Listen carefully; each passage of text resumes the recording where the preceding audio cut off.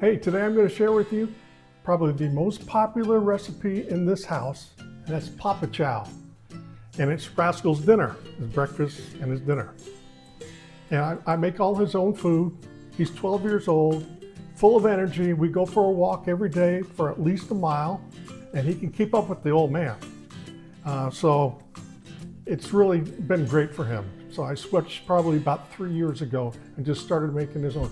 At first I went with a half and half, so half kibble and half Papa Chow. And now it's just 100% Papa Chow, and he loves it. I tell you what, when I used to have the kibble, he'd walk up to his bowl sometimes and just look at it and turn around and walk away. He's never ever done that with this. He can't wait. He's like, it's 5 minutes till 6, okay, it's time for me to eat. So, real easy. You can do this in an hour. If you have a pressure cooker, I mean, you can do it in 20 minutes. It's real easy.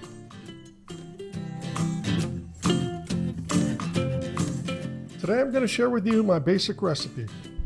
But as we go along, I'll talk about some substitutions that will give your dog some variety.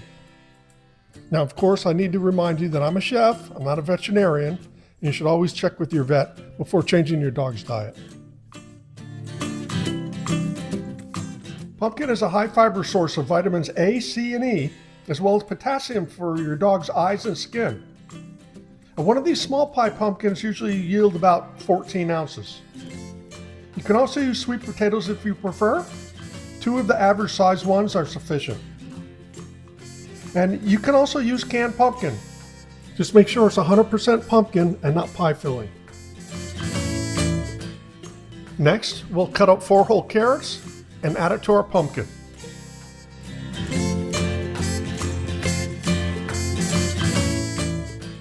Now we're putting in 1 cup of extra virgin olive oil in a 6-quart stock pot over medium-high heat. Note that the olive oil is part of the diet now. We're not just using it to fry up the meat, so use the whole cup. Then we'll add our 2 pounds of ground turkey to the pan, and we'll stir it as it starts to brown. Although it's not necessary to fully cook the meat now, it's going to cook more later. Now my basic recipe calls for ground turkey, but you can also use chicken, pork, beef, even fish. I keep an eye out for the meat when it's on sale. I stock up Rascal's shelf in the freezer. If I'm using whole cuts of meat like a chicken breast or pork loin, I dice it up real good before frying it in the pan. I will add 1 cup of brown rice, and you can also substitute lentils, barley, or quinoa, but don't use white rice. It's a simple carbohydrate and can make your dog overweight. Now let's add our pumpkin and carrots.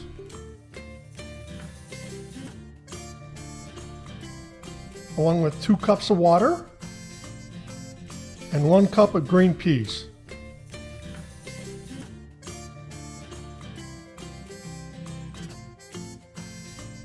Now mix that up real well and we'll add our spinach. I use a 9-ounce bag.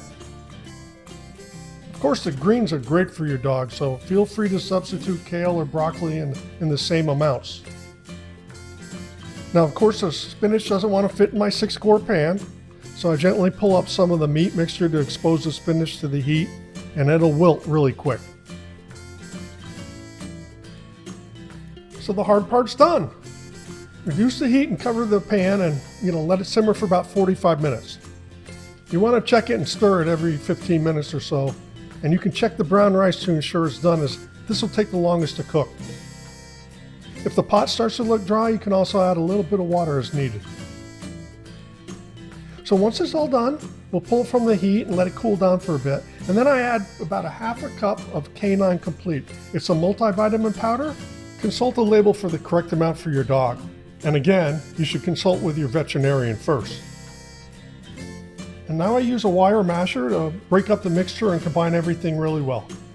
And next I'll spread it out on a sheet pan to cool before bagging it up. But, of course, like any good chef, we need to do a taste test first.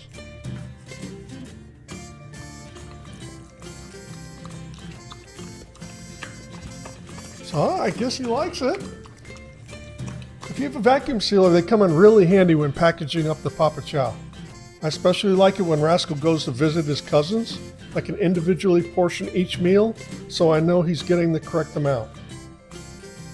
Now, if you're venturing off into making your own dog food for the first time, I'd love to hear how it's going. I'd like to know how this recipe worked for you. And leave us a message in the comment. I'll read them to Rascal personally.